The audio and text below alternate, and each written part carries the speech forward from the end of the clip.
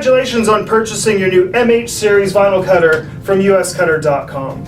These tutorials have been designed to help get your new hardware and software up and running as quickly as possible. Take your time and feel free to watch all the way through before you begin, and be sure to check out USCutter.com's extensive selection of vinyl cutting equipment, materials, and supplies. We're really excited to be a part of your new project, and we know you're anxious to begin, so let's get started. The order of our setup and installation is important, so as we move along, be sure not to get ahead. Topics we will cover throughout this tutorial include unboxing, stand assembly, blade holder setup, material loading, software installation, and sending your first cut. Unboxing and setting up your new MH series cutter is relatively easy and should be completed in about 45 minutes. Take note of any important document packages or advisory labels on the outside of the box. These will typically be located on the top flap and should be plainly visible. Be sure to keep all the documents that come with your equipment. Start by opening the top flap of the box. The cutter and accessories box should pull out with little effort. It might appear as though the box is now empty, but if your cutter came with a stand, there's still a second layer that needs to be removed. Pull the false bottom out to reveal the cutter's stand components. We'll set those aside for a while and unwrap our new cutter. Carefully remove the plastic shroud and any zip ties that were used to secure the carriage. Check to ensure that the carriage can move unobstructed from left to right, and that the carriage wheels are securely seated on the track. The accessories box will contain your stand parts, USB cable, null modem serial cable and power cable, as well as your dust cover. Your accessories box might also contain an equipment manual. All of the necessary drivers and users manuals for your equipment can be found on your USCutter installation disk, as well as at the start.uscutter.com website. Now that we've inventoried the cutter and accessories box, let's assemble the stand. Included will be 2 feet with wheels attached, 2 stand legs, 2 material roller bars, 2 roller bar brackets, and 1 crossbeam. Start by attaching the feet to the stand legs. Orientation is not important with this step, so just secure the first foot to the bottom of the stand leg with 4 screws. And then again on the other side.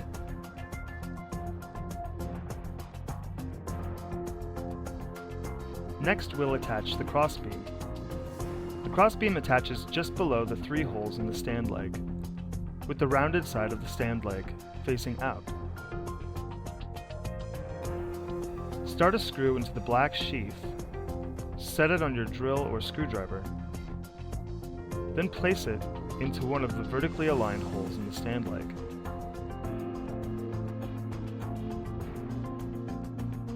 If you're not sure that you have the crossbeam properly oriented, the 3 holes above the crossbeam form a bit of a triangle, and the decal on the crossbeam should be facing out towards the point of the triangle. Now for the roller bar brackets. Start by inserting the small threaded silver receiver into one of the 3 holes on the stand leg. Place its paired bolt into the bracket. Then place the bolt into the corresponding hole in the leg. Do this for all 3 bolts and hand tighten them to keep the bracket in place. Once the bracket is on, you can tighten them up with your drill or screwdriver. Included with your cutter is a ground wire. The purpose of the ground wire is to allow any static buildup that might occur on the stand to dissipate into the electrical grounding system in the cutter. Attach the horseshoe-shaped connector to any of the black rounded screws on the base of the cutter. You can cut the other end to fit if you like, and strip it so that the bare copper wires are exposed. Wrap the exposed wires around any of the bolts on the nearest stand leg. We recommend scraping away some of the paint from around both connection points to ensure maximum functionality. The end goal for the ground wire is to have both points touching metal on metal, with no paint in between. Next, we'll cover how to set the depth of your blade. Different cutters use different styles of blade holders. Most are designed specifically to fit a particular machine or series of machines. For example, in this image, we can see that when 3 different blade holders are lined up side by side, the outer rings are on the same plane, yet the cutting ends of the blade holders stop at different lengths. The moral of the story here is, use only the blade holder meant for your cutter. You should be able to identify your cutter's blade holder as being one of these. The black one is a blade holder for an MH series. The silver one is for the SC, TC, and Laser Point 2, and the tungsten colored one on the end is for the Copom. Your cutter might also have come with a pen adapter. The pen is great for testing and troubleshooting issues, especially when you don't want to waste your vinyl material, so be sure not to lose it or throw it away.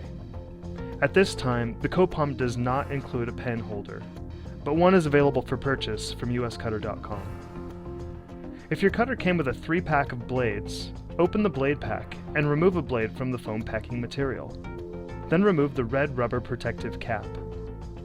The red caps indicate a 45-degree blade, while the blue caps indicate a 60-degree blade. Be careful when handling the blade, as the cutting end is very sharp. Insert the cone-shaped end of the blade into the blade holder. The silver plunger on the end of the blade holder is meant only for removing the blade, so that you don't have to constantly readjust its depth. The ballpark length of blade that you'll want exposed will be equal to half the thickness of a credit card. Hold the blade edgewise against the side of your card. If the tip of the blade goes past or reaches the other side of the card as pictured, then you have too much blade. Note, this method is an approximation. Now let's test the depth of the blade. In this first method, you'll need some vinyl material. Holding the blade holder straight up and down, cut a circle. Our goal is to only cut the vinyl material without cutting into the backing. Looks like we have too much blade. Loosen the copper set screw on the blade holder. Reduce the amount of blade showing by a quarter or half turn. Then tighten the set screw back up again. This test looks good, but as we'll see, the blade is still cutting too deep into the backing. That can dull our blade and make weeding difficult. Conversely, if the blade is set too shallow, the vinyl will be difficult to weed and can cause the material to tear. With just a bit of trial and error, you'll have the blade set to just the right depth. In this next method, like before, take the blade holder with the blade inserted, as shown, and keeping the blade holder straight up and down, cut a circle. Don't be afraid to use a bit of force. The goal for this test is to set the depth of the blade so you can cleanly cut a circle out of a single sheet of paper, while barely leaving a scratch on the piece of paper directly underneath it. If you cut through any more than a single sheet of paper, you have too much blade exposed, and you'll need to recalibrate the depth of your blade. For more detailed instructions and tutorials, please visit start.uscutter.com or take a look at the tutorials as listed on your USCutter setup and installation disc. Now let's put our blade holder into our carriage and load some material.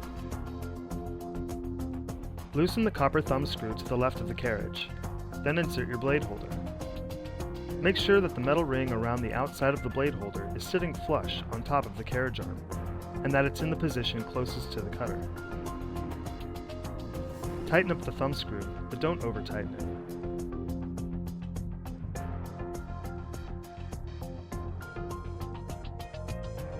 Before we can load our vinyl, let's take a look at our pinch rollers and where they need to go. Lift the pinch roller levers to the up position and slide them so they will be evenly spaced across the vinyl. The white sticker in the center means that you cannot place a pinch roller there, because there's no feed roller underneath it. To set the pinch rollers down onto the material, simply lower the pinch roller levers in the back of the cutter. If your cutter came with a stand, place some vinyl on the material roller bars, then load it into the back of the cutter.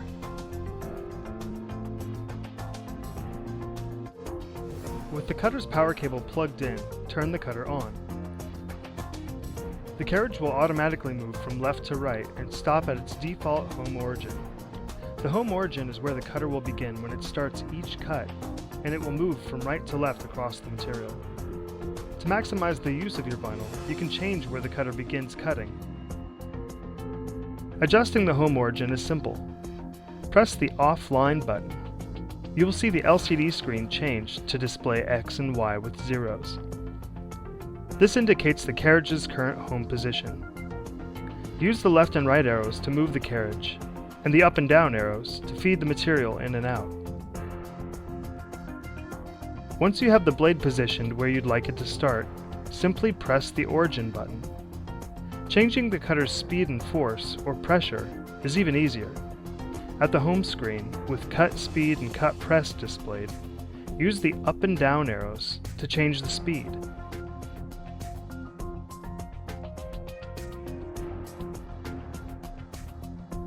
And the left and right arrows to change the force. For standard vinyl, the typical cut speed will be about 500, and the typical cut pressure should be 100.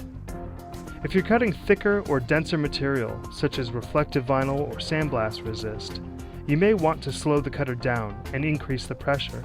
Before we're done, we need to check that the cutter's baud rate is properly set. Your cutter's baud rate is the speed at which it will accept information from the computer. The baud rate on your cutter should be set to 4800. Press the setup button, then press the left or right arrows to change the baud rate. When 4800 is displayed, press the reset button, and you're done.